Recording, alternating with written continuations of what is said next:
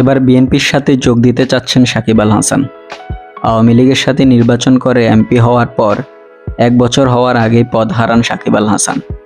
তাই এবার বিএনপির সাথে যোগ দিয়ে রাজনীতি করবেন বলে জানান দিয়েছেন সাকিব। তবে বিএনপি তাকে দলে নিবে কিনা এ বিষয়ে এখনও কেউ কিছু জানাননি। তাছাড়া বাংলাদেশ ক্রিকেট দলের আরেক তারকা মাশরাফি বিন মুর্তজাও একই কথা বলেছেন। তিনি অবশ্য এর আগেও 5 বছর এমপি ছিলেন আওয়ামী লীগের সাথে নির্বাচন করে।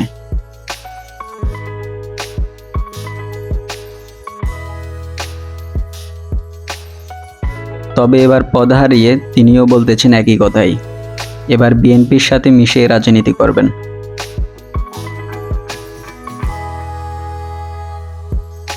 তিনি বলেন, দল কোনো বিষয় না, তিনি চান মানুষের সেবা করতে, মানুষের সাথে মিশে মানুষের জন্য কাজ করতে। এদিকে বাংলাদেশ আওয়ামী লীগের পতনের পর জনগণ মাশরাফির বাড়িতে ভাঙচুর করে এবং আগুন ধরিয়ে দেয়।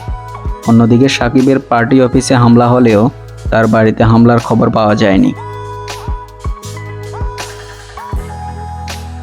বর্তমানে সাকিব আল হাসান দেশের বাইরে থাকলেও মাশরাফি বিন মুর্তজা কিন্তু দেশেই রয়েছেন।